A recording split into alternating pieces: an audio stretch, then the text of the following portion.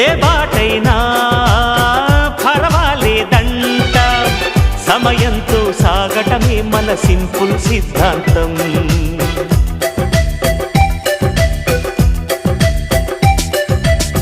చిరుగాలికి పరిమళమిచ్చే సిరిమల్లెల వనమై ఉందాం, గగనాన్ని నేలను కలిపే హరివిల్లుల బంతెన అవుదాం.